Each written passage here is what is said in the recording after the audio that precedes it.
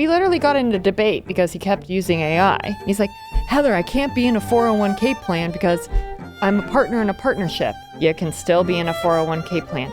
That's not what AI says. Let's look at this chart. This is what the big institutions think is going to happen in 2026. No one thinks it's going to go down. No one is negative. Where is it at the time of recording? Negative. It could rebound, but who knows? So the text from your friend, you can ignore that one. Yeah. The email from your advisor, you can put that right in the trash. No one has any idea about what the stock market is going to do, so you should probably just keep putting money in. There's a reason it's called personal financial planning. I'm dead serious that not one of my clients' financial plans is identical. Right. There is a reason. It's personal. We get questions from our clients, from our listeners, hopefully you soon, and we'd like to put them all in one episode and answer them all at one time. Welcome back to another episode of Playbook of the Wealthy. Welcome back to our mailbag episode where we're talking about questions. My name is Dave Grant. My co-host is Heather Townsend. If you came back to get another episode full of content and the favorite segment is Let's Dive In, we're skipping it today. We're going right into what would you do? Heather, you locked in? Ready for questions? Ready? I am. And you know what's really cool that I will say about the questions that our listeners are starting to mailbag in, email bag in? Yep. Okay. They're detailed. Yes, they are. Which means they like our nerdy content. All right, nerdy question number one. We're talking about charitable contributions. Oh, this one's loaded. Should we take a chunk from our IRA in 1 year via a QCD to enable a larger Roth conversion if we know we'll give that much away over the next decade? All right, and our listeners are like, what the fluff? Another acronym, QCD. Okay, this one isn't talked about a lot, but we're going to define it so that you can learn about it. Go for it. And then, listener, we're going to answer your question. But a QCD it's short for Qualified Charitable Distribution. So this is where you can take money from your pre-tax IRA and give it directly to the charity of your choice. And why this is so important is it doesn't hit your taxable income or, in the nerdy world on the tax return, adjusted gross income. So let's say, for what Dave and I have talked about on our previous episodes, you have this humongous IRA that's like $2 million and your RMD is, you do this on a daily basis. Give me a range for an RMD of $2 million. I don't know. 60 grand. 60 grand. All right. So you have a $60,000 RMD, required minimum distribution, that you got to take from your IRA every year. You're like, oh, I don't want to pay taxes on that. I don't need it. And I was going to donate anyway. So you give it directly to the charity and you don't pay taxes on that distribution. It doesn't increase your income. It's amazing. How'd I do on Eli 5ing it? That was good. Anything you want to add? Well, I'm now going to answer the question. Okay. But you must be 70 and a half years old. So weird age. Doesn't match RMD age. Why? Us and our tax code. Okay. All right. Into the question. All right. Let's answer it.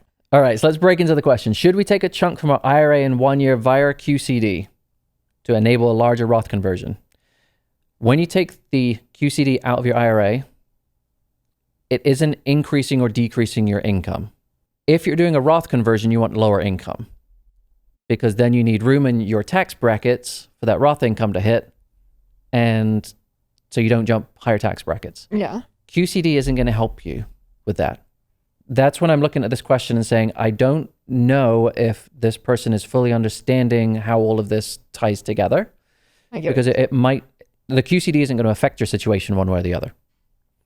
So if you took 100 grand by a QCD from your IRA versus zero, your tax return looks the exact same. It's true.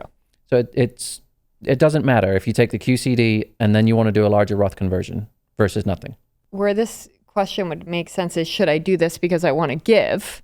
Right. That would, but the Roth conversion is the part that I I don't understand why they're trying to do this. If they want a Roth convert, I don't think the QCD is the answer here. Correct. So I think there's just a disconnect here between how the QCD works.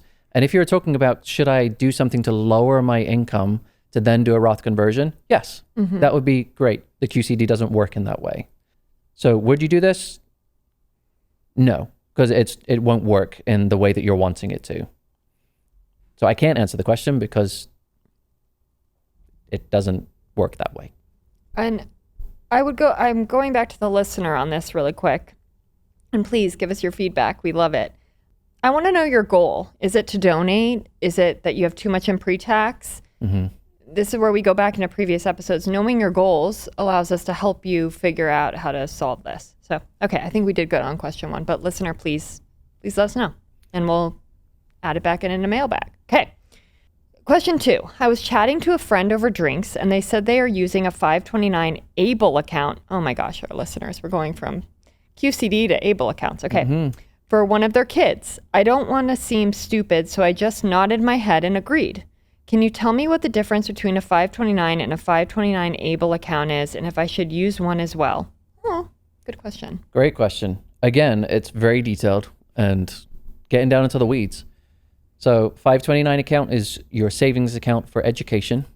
So you're saving on a tax deferred basis. And when you take the money out, then it's not taxed. So you're getting some great tax advantages. 529 ABLE account is a new account for people who are disabled. So if you get disabled before the age of 46, you can save to this 529 ABLE account and have a tax deferred way of saving for future expenses. And it just helps you from a tax perspective. So there is a difference. 529 accounts for education, 529 ABLE is for disabled expenses. So you don't want to mix the two up. You also won't be able to mix the two up because you have to declare who the disabled person is on your tax return. And if there's no one disabled, then you're not going to be able to do that. If someone walked into our office, name is Ted, and Ted has a kid that, okay, well, they're not going to be able to like work a normal job. They're definitely disabled and they're 25. Would you recommend a 529 ABLE? That's someone you would look into. He wants to provide living expenses for his son for the rest of his life. Would you consider 529 ABLE? An ABLE account has to be used for expenses that relate to the disability. Okay, so it's like not for living expenses. Okay, so it's like medical expenses. Those kinds so like occupational therapy, Great. Special equipment, everything like that is very specific to a disability and is not, general living expenses, so to speak. But yes, if you're in that situation, then yes.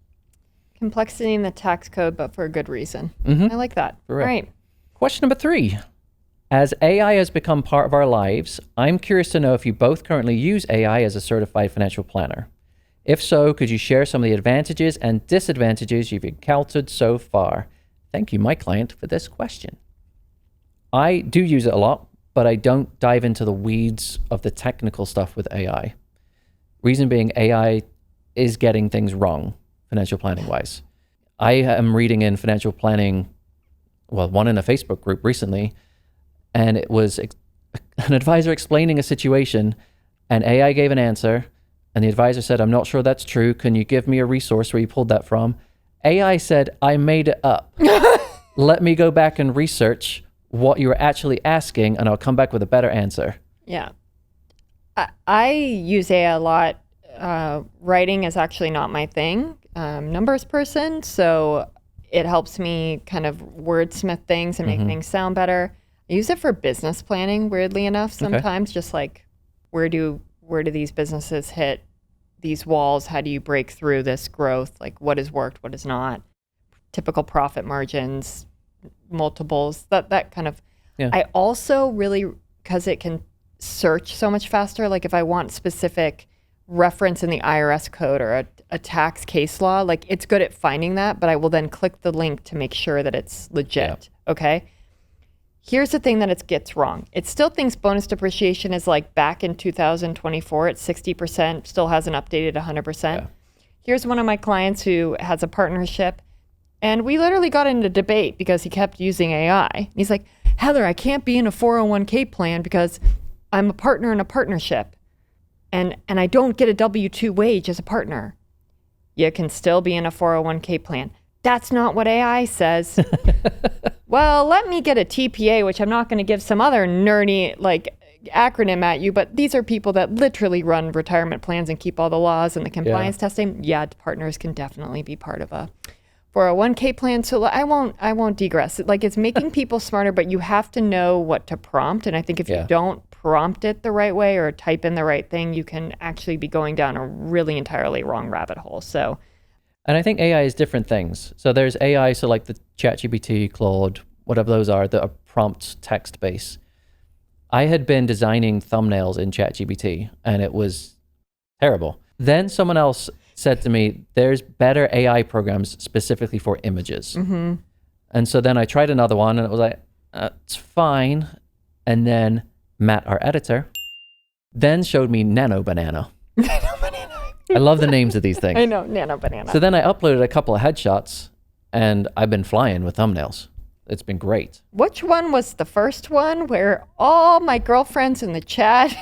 That was a ChatGPT thumbnail when it looked nothing like us. Yeah. Oh, my girlfriends were very opinionated about that. Thank you. I love it. All right. Question number 4.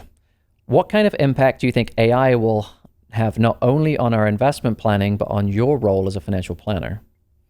Good questions.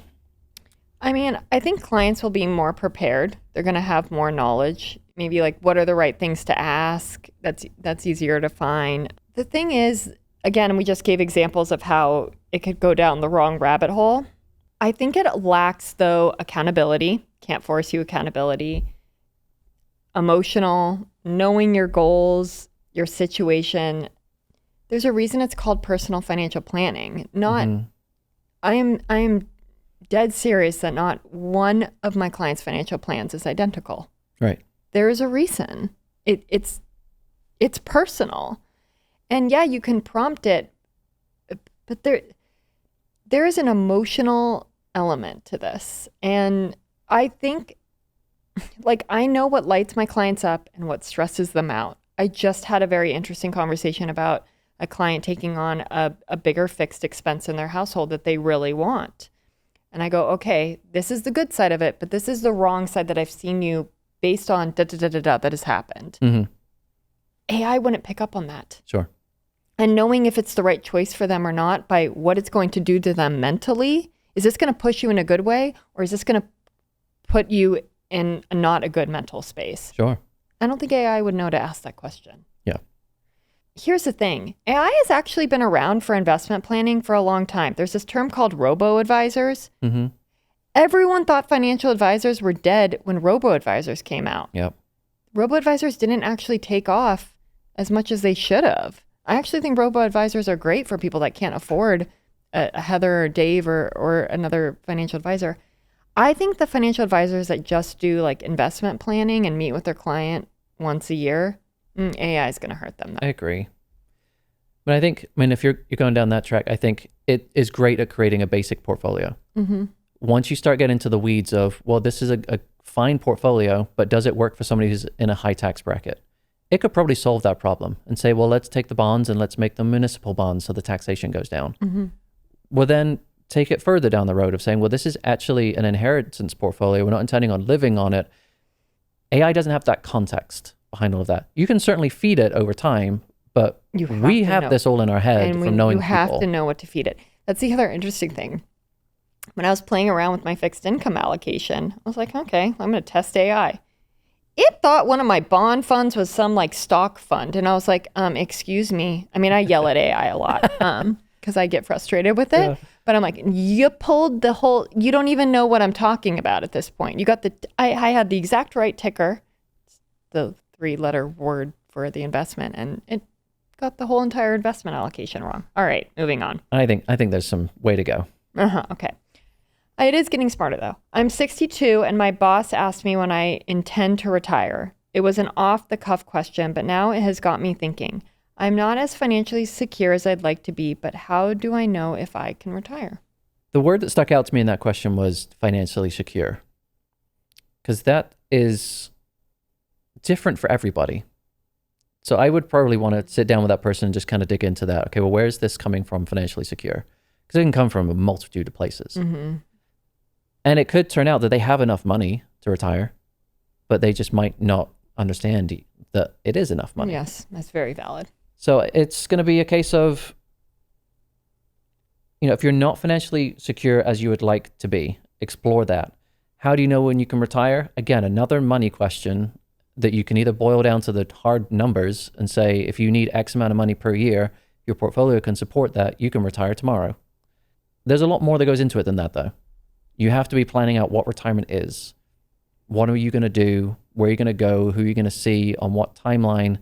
All of these questions start to plan out what retirement looks like, which then feeds back into you feeling financially secure because you know exactly what you're going to do with money you have. It's not a quick question of you have X amount of dollars, retire tomorrow. It's going to be, let's dig into this a little bit. Agreed. I got a text from a friend who thinks the S&P 500 will go nowhere in 2026. And then an email came through from my advisor that they think it's going to be another amazing year. Oh, this is fun. Who do I believe and what do you think? Great question. It is good because this comes around every single year. All right, let's chart it up. Let's look at this chart. This is what the big institutions think is going to happen in 2026. Bank of America thinks it's going to go up 3%. Capital Economics and Deutsche Bank think it's going to go up 16%. That's wild difference. No one, big difference. Wait, and you know what's funny? No one thinks it's going to go down. No one is negative. Where is it at the time of recording? Negative. It could rebound, but who knows? This is going to be on one of our next podcasts, is where I'm going to go more into the forecasts again of how wrong forecasters get. This is a great example. Wow. Oh, boy. All right. So the text from your friend, you can ignore that one. Yeah. The email from your advisor, you can put that right in the trash. No one has any idea about what the stock market is going to do. So you should probably just keep putting money in. It actually scares me that your advisor is predicting. Yeah. Like where do they get there? And they're probably just repeating something from their compliance department that approved a message. But where did that come from? I know, but then are you a really good advisor if you still think you can forecast? Okay. No. I would say what I would want you to do, listener, is zoom out. The long term matters the most. Mm-hmm. Not what's going to happen in 2026. If you're making decisions on what's going to happen in 2026, your investments and your portfolio are not set up right if this year matters. Yeah. This is normal completely. Some years are going to be up and some are down. Based on data, and I could, and watch, I'm going to say I'm wrong, but the fact that we've had 3 record years of up years in the stock market, I'd say it's more likely that we're going to have a down year soon. Don't know when, but we've had 3 record-breaking years. Mm-hmm. But that's how it goes. Up, up, up, down, down, down, or up, down, down, up. It's the average that matters is my point. Yes. All right. Question 7. I'm finally getting my estate documents done. If something happens to me, I want to give half to my life partner, not married, and half to my parents. How would you divide the accounts up for tax efficiency for the funds to go the farthest? I.e., based on the accounts I have, how would you divide them up to my parents and partner where the least amount of taxes is paid overall at their level? I have a brokerage account, pre-tax 401k, Roth IRA, and HSA. Amazing, this listener.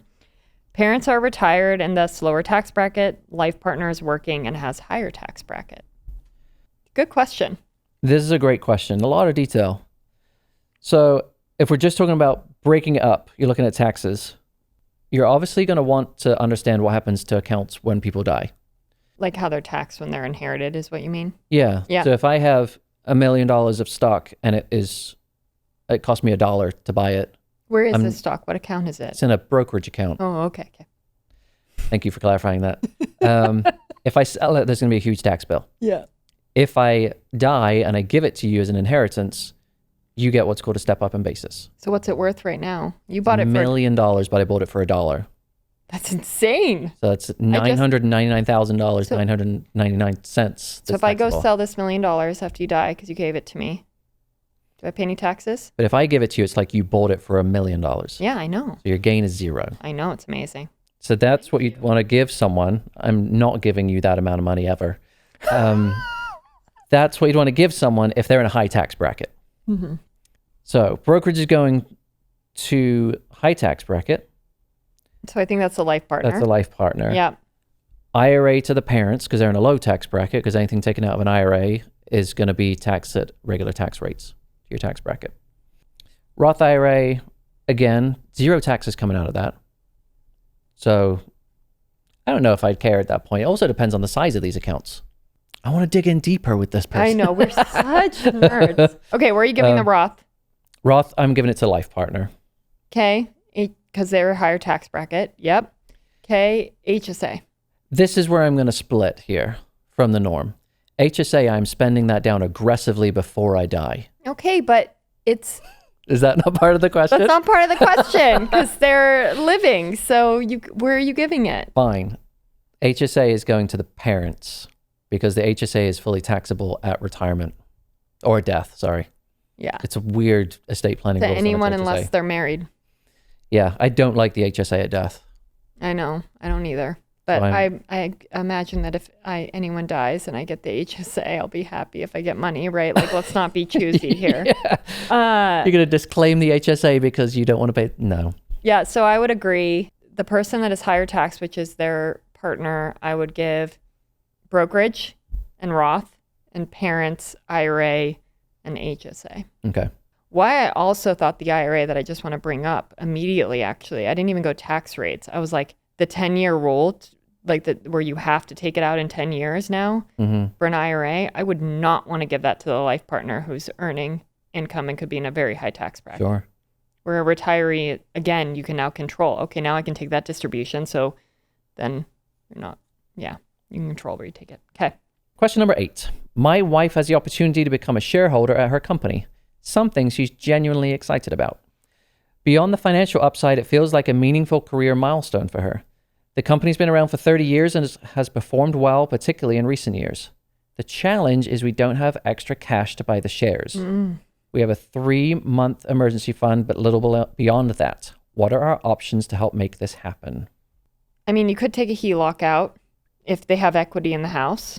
I've never had anyone do this or heard of anyone doing it, but maybe you could go to your bank and get like a company loan. Okay. Like a bank loan.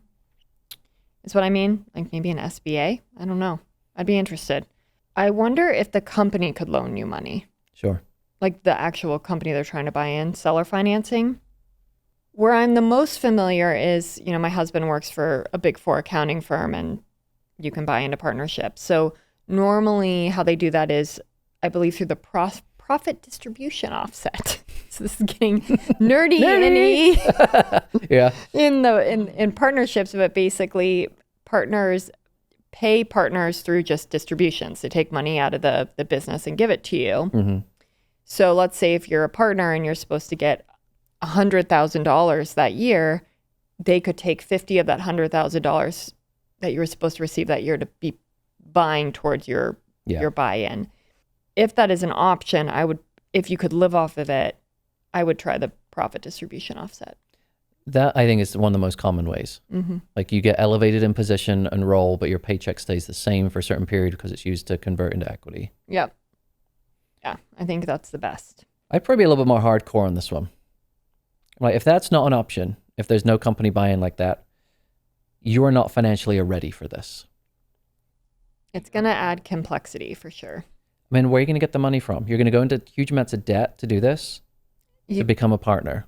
The risk would have to outweigh, but I'm also like, you're about to be a partner and you don't have liquidity. Life happens, right? I know. But I think if you've got 3 months of cash on hand and you're being offered partnership and you got to come up with the cash to buy it, I don't think this is the right time. I would not suggest to do it. We might differ. What? Never. No, well, I mean, I want them to get out of just having 3 months of emergency savings, right? Isn't that what they have? So maybe them becoming a partner and having these higher profit distributions. But if that wasn't an option, how could they do it? No. But would you get them to go into debt to go into the partnership? Maybe. If they have good behavior. I might. I know. If the potential upside could be life-changing money, I would consider it. Dun, dun, dun. I know. Sometimes you got to take big risks. Sometimes. Depends on age. If they're 50, All All right, we're going into the next section of our podcast. It is called Highlights. This is where you get to learn about Heather in a lot of detail, and me, I'm just going to tell you the fluffy parts of my life.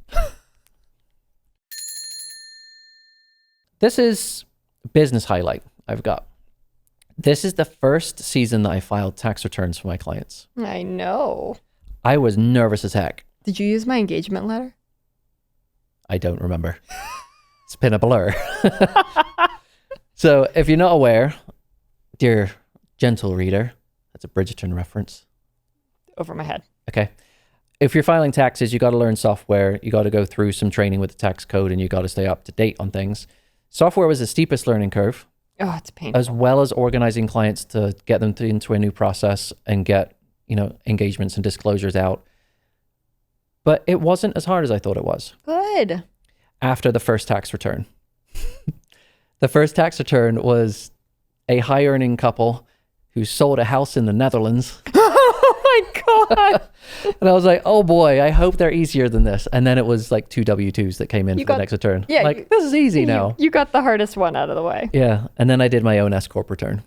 And I was like, we're getting back to complexity here. But it was decent. I enjoyed it. Getting into the weeds of understanding how it all works, but also having all the context of my clients. So I know exactly how the tax return should look, which is way easier than me telling a CPA how it should look, them sending it back, I'm finding errors, sending it. No, I'm not the middleman. I like preparing taxes. It's not, I would say, where profit is really high. Mm-hmm. It makes me a better financial planner. For sure. I love it. It's also that little control that I have for my retirees. Like, did I get the projection right? Yeah, there was some I was a little off. And there was some I was like, nailed it. Your refund is $3. This is going to, okay, I've never gotten to 3. I think my closest is $111. Okay. But it's going to make you better. Mm-hmm. I love it. I'm happy for you. It was good. Good. What about you? Dave? Oh. Smile and you adjust your way in your seat. What's going on? I got to see a Formula One car up close. All right, so my car club, Red Bull, one of the Formula One racing teams, brought in one of their cars and started it in our auto club. I touched the Formula One car. They started inside? They started it inside in our huge garage. Yeah. I mean, when they give you the earplugs, because I've been to a Formula One race, when they give you the earplugs, wear the earplugs. Yeah. It is loud. And then you see where they sit. I have a lot of respect for these drivers. I mean, I'm even that is scary to drive. I mean, you are in this really long car. Your legs are literally between the wheels. I mean, it's different seeing it on TV than seeing it up close, right? Mm-hmm. It's intense. I love that sport. I was so giddy. I got butterflies, and I'm such a car girl. I'm I cannot explain to you. It was just so cool. And I'm I got to get to a race again soon. I have to. Do you watch the F1 on TV? Oh, of course. I know what's going on right now. I mean, I don't want to date what we're listening to, but let's just say Mercedes at this moment is doing very well in Formula One. Nice. Mm-hmm. Do you watch the Netflix show? Oh, of course I do. Is it on season 8 or something? 9 or something. Wow. Yes. The Formula One movie with Brad Pitt. Oh, just watched it again. Okay. Well, you've gotten me on a. Here we go. Yeah. But it was really, really cool. And I'm really glad that I joined the car club and I'm doing things that, I don't know, that's what you're supposed to do in life. Enjoy. Yeah. Do things that follow your passion. Nice. I'm glad you got to do it. Taxes to Formula One car. You live a far more exciting life than I do. Oh, let's not talk about how many tax returns I'm doing. All right. Thank you for listening to this episode of Playbook of the Wealthy. If you want to keep listening to us on an audio version, we're on every podcast platform you can find. If you want to watch us, we are on YouTube, Spotify, and Instagram. If you want to go to our website, we'd love it if you did. We are at playbookotw.com, and then you can send us an email from there. We are at hello@playbookotw.com, and we'll see you next time. Toodles! All opinions expressed by Dave Grant and Heather Townsend are solely their own opinions and do not reflect the views of their respective wealth management firms. This podcast is for informational purposes only, should not be relied upon for investment decisions. Nothing in this material constitutes a solicitation for the sale or purchase of any securities. Clients of Retirement Matters and Townsend Financial may maintain positions in the securities discussed in this podcast.